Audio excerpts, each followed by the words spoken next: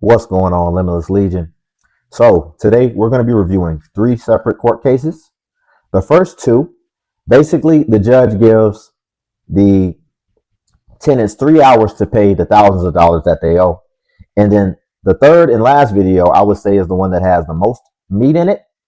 But I'll just keep that one a little mysterious until we get to it. But without further ado, let's just hop right in.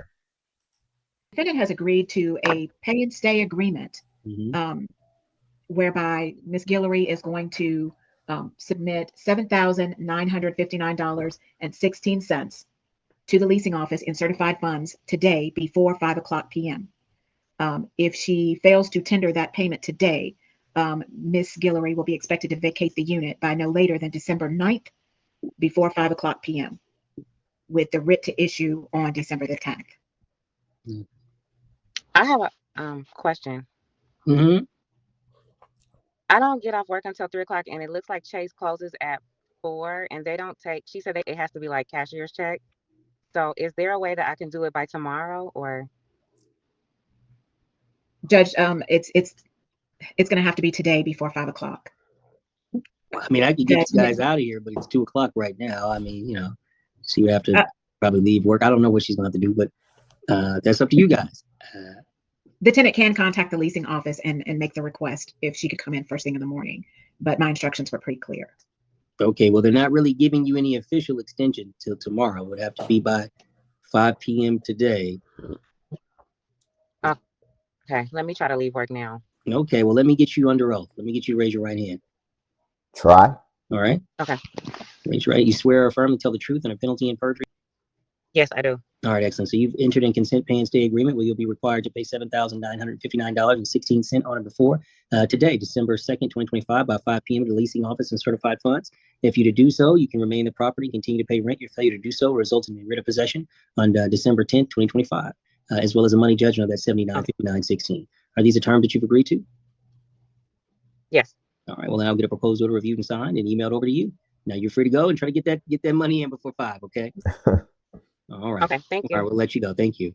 Your Honor, my next matter.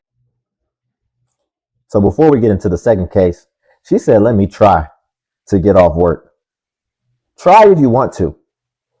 Listen, you've been trying a long time, and somehow your trying has got you owing these people $8,000. The days of trying are over. You're going to either succeed on this, or when you get off work, you're not going to have a place to go and your things are going to be outside. You see how the priorities are? Let me try. The bank closes. I got work until this time. You haven't been paying these people this entire time, and you've been inconveniencing them.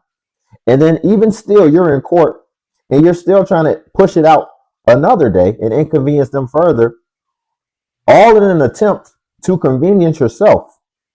And your priorities are messed up. What do you mean? It's a pretty simple priority pyramid here. Do you choose shelter, or do you just leave work a little early today so that you can handle your affairs that you should have handled from the gate, from the beginning? It's very simple. But we make these things hard, and you've been delinquent on this balance for all this time. So we can't even touch that, because that's really what we need to know. How did that happen? And I think it's clear that people are just egregiously and intentionally taking advantage of certain things that they can.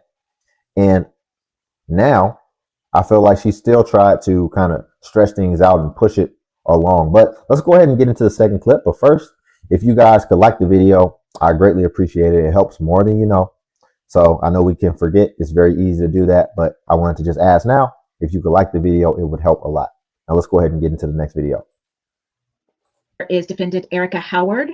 Yep. Give me 1 second. All right, Ms. Howard, can you unmute and raise your right hand? You swear or affirm to tell the truth under penalty and perjury of law? Yes, sir. All right. Counsel, what are the terms? Judge, this is going to be a pay and stay agreement whereby the defendant has agreed to pay the full amount owed of $4,891.16 to the leasing office in certified funds only before today, 5 o'clock p.m. Let me restate that. She's going to pay that full balance owed by today, before 5 o'clock p.m. Mhm. If she fails to abide by that part of the agreement, Your Honor, she is going to be required to vacate the unit by no later than December the 9th before 11:59 p.m. with the writ of possession to issue on December the 10th. Okay. All right. So, Ms. Howard, you have entered a consent pay and stay where there'll be a required amount of $4,891.16, which you'll have to give to the leasing office and certified funds by 5 p.m. today. Your failure to do so will result in a writ of possession issuing on December 10th, 2025. Are these the terms that you've agreed to? Yes, sir. All right. I'll get the proposal to review signed and emailed over to you. You're free to go. Thank you. All right. So second case, it's like wash, rinse, and repeat. And you know what's funny? Here's what we really have to keep in mind. These ladies are agreeing to the terms, which is they're going to pay all the money. The first woman owed about $8,000. This woman owes over $4,000. And they're agreeing to the terms to just pay the rent in full so they don't get evicted and so their stuff doesn't get put out on the front yard. So what does that tell us? What does that really give us insight into? What that gives us insight into is that they've been stacking this money and they've had this money and this was intentional. They made a choice not to pay. And now their hand has been forced, which apparently they didn't think was going to happen, or they tried it. They tried to play a stupid game and they're about to win a stupid prize, but they've been sitting on the money. They've had the money this whole time, but they just tried to get over on their landlord. But when it's actually time and when the consequences actually came and rained down, now they can just pay it in full because they had that money anyway. And this was all strategic and calculated. And I think that's really crazy. And I think they should be ashamed of themselves, in my opinion. Are you guys at an impasse? Is that what we're doing? I don't know what an impasse is. Do you guys need a trial? Is that it? They said they're going to request a continuance. I feel like it will draw this situation out. We talked about paying or staying, which I'm open to, but I do not feel comfortable taking any consent judgments because Invitation Homes, they have removed $500 of fees, 4 months of late fees consecutively. Month after month, I tried to ask them to remove those fees and they did not. They removed the remainder of the fees 2 hours before court. And they keep offering me consent judgments. And I told them I do not want to do a consent judgment because it has, even though they have removed those previous late fees, they have now allocated 3 months more of late fees and they can't get their boss to sign off on it. So I just, if it is possible, I just don't want an infraction on my record because like I told them, I'm not supposed to be here. I never refused to pay my rent for 4 consecutive months. I paid around their incorrect late fees. This is the second time that this has happened to me, that they have brought me to court and then they removed fees days before court last time, and I signed a consent judgment not knowing that put an eviction on my record, and I ended up in a mental hospital when I found out after consulting with an attorney, because that puts an infraction on my record, and I have also tried to apply for other homes because I did not know how this situation would end up. And still we don't know. They're saying that a continuance means that this is going to be prolonged even more, which is more. So Miss Jackson, so just hold tight. Yeah, hold tight. She gave us a lot of stuff. And it made this makes this very interesting because what it seems like she's saying is that their system was incorrectly saying that she was late when she wasn't for month after month, and it's been calculating these fees. And I guess since it flagged in the system, they brought her to court. But then when they came to court, they realized it was an error, so they removed it. But she signed something apparently that still put an eviction on her record, which ultimately, I just bring up all those very important key things that she said because it doesn't make no sense. How did you get the eviction if they weren't actual late fees? Because what we're trying to disseminate here is the root cause. If we simplify this thing to its smallest compound, is the apartment wrong because their system was having errors, or maybe it wasn't allowing you to pay on one hand? Or is the root cause that you are late all the time and you haven't been paying your late fees, which is very easily solvable if you just pay your rent on time, which we just saw the other 2 ladies don't do either. So that's what we have to try to understand here. I just wanted to put things in perspective because she threw a lot at us. I'm sorry. I got it. I understand, and I don't think your anxiety is just is not unfounded. But let me give you some information. Some that's good, some that's bad. First thing, When an action filed against you, whether there's a consent agreement or not, a lot of people are going to consider that to be an infraction against you, whether you reach an agreement or not. Okay, so keep that in mind. Secondly, Yes, sir. if there's a reset and there's an opportunity for more information to be recovered or you guys to work something out, that doesn't generally become a problem for you, for most tenants anyway. In the event that there's something that happens in the meantime and they try to charge additional fees, we'll have to see. But obviously, these cases can be relatively simple. They can be real complex. If there's a need for there to be a reset, then there may be a need for be a reset. Oftentimes, when we do resets, we're going to reset it for in person. That way we can get all the information, all the evidence to people, and have a clear and concise hearing. All right. So, if counsel, you're requesting a reset, is that am I getting the gist of that was what was going to be requested? Yes, Your Honor. So the gist of it was a reset to not only give us time to try to find what's the word I'm looking for, acceptable resolution for both sides, but also worst case scenario, if an acceptable solution is unable to, happen before court, then Ms. Jackson would have the opportunity to present all her evidence in front of the judge that will be presiding that day. Yeah. And at that point, the judge would make a decision. So The judge is on point today because I like how he slowed all that down. He simplified it, and he got them back on track because she was all over the place, as well as she was giving information that we didn't need, which added extra layers into the conversation. I ended up in a mental hospital, all this stuff that we don't need to know. And it just made it very just all over the place.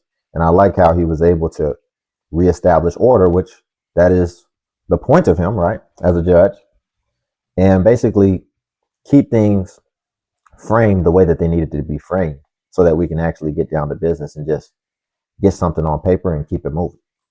I'm here for that. Do you have a problem with that, Ms. Jackson? I don't, I do not know. See? I understand that I'm here without representation. Mhm. And I do not know if from the information that I've gathered with consulting and doing my own research, with the evidence that I've presented to the courts and uploaded to the court for the court to see now, I would like to know if, because invitation homes, and I also uploaded the email that they sent to me 2 hours before court. I uploaded that 30 minutes before court at the courthouse, so the courts can see that all the fees that they were charging me, creating an inability to pay the correct amount because they do not accept partial payment online. Because that is incorrect.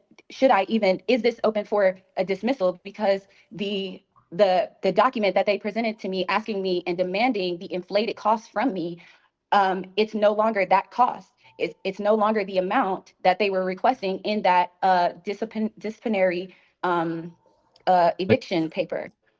Like, am I even supposed to be here? Because at this point, Judge, to be honest, if this is legally possible for this to be dismissed, I will volunteer to move out of my home. I will volunteer to move out of my home to get this over with, because the continuance, I know that this is a form of a solution in getting there, but Oh my I don't know gosh, if I can keep doing this with them. This man. is the second time. This is the second time my family has had to come down here and be with me. My grandmother moved from Tennessee to take care of me and be with me because I ended up in a mental institution trying to commit suicide because of this situation, and I did not know what my future. See how she keeps diverting away from what we're here for? It's so annoying. Like, listen, what we finally uncovered is it sounds like she was being late because she said you have to really pay attention to her because she likes to go all over the place and distract and then tie it back to emotional stuff. She was trying to pay partial payments online, and she says, but they're at fault because of their inability to accept partial payments. Ma'am, pay your full rent when it's time. If you don't pay the full rent, you're late. It's that simple. It's that simple. And if we can just stay on this track, and if we can stay at the core reason why we're here, things are simple, proceedings are simple. But when we start doing all this extra stuff, she's just very difficult. She's very difficult, in my opinion. And listen, this is court. We don't need to know all this other information. Nobody else has given any personal information about themselves and how these things affect them or whatever the case. Let's just stay on track and let's just keep this moving along. Yeah, let me tell you. Last situation with them. So let me tell you, I understand these situations can be very stressful. Obviously, having a place to stay is of the utmost importance for all people. But obviously, I think the intent is to get you in a situation where you can have a property or at least move, in a less stressful situation. I think that would be the thing that, based upon request of counsel and the information that you provided, and that way you can get clarity. I have seen those concerns from people where demands are a lot higher than what they seek in the complaint, but that is something to be considered and addressed. So what we'll do is we'll reset it. You'll get an email notice for that reset. You listen, I tell people, if it's a money thing, make sure you just don't spend the money. If the money there, you got the money, right? And then it'll be what it is. So, but we'll have it reset. Look out for the email. Make sure you're there. See if you can talk to the people in between time. And if not, you'll have a hearing in person to deal with it. Okay. Okay. All Oh right. man. All right. All right. So Okay. listen, we don't have any reason because we're not going to talk about it or do nothing else for this afternoon. So we'll get it reset. Just look out in your email for the reset notice. Okay. That was really refreshing how he basically just came with that obvious common sense solution. Ma'am, we're just going to go through the stuff. Just make sure that don't spend the money that you would have paid anyway. Pretend like it doesn't exist. And I think a lot of people could take notes out with that out of their budget as well. But we make these things so complex like she was trying to do. But the judge was able to say, no, listen, man, stop bringing all this urgency, all this stress, all this chaos. Like, it's really simple. You're making it out to be all these things. And that's what a lot of times can happen, especially within relationships. And you can't, like, for the fellas, you can't fall into that. You have to stay steady. You have to be the rock, right? Let me just say it real quick. Look at the ladies as the waves in the ocean. And then you as a man, you have to be the rock. And no matter how much the waves hit the rock, that rock never moves. It always stays steady and it always stays on point. And I respect that that's what the judge was able to do in this situation. And he was able to stabilize the situation. And, this can also be adopted into a lot of other areas of life. But we'll leave it there for today. If you could like the video, I would greatly appreciate it. It helps more than you know. Also, if you could hype the video. Hyping is a new feature on YouTube. And basically what that does is it helps smaller content creators like myself. And YouTube will push us the same way that it pushes the larger content creators. And then Patreon is linked below as well if you are interested in self-improvement content into that type of thing. But until then, I'll catch you in the next video.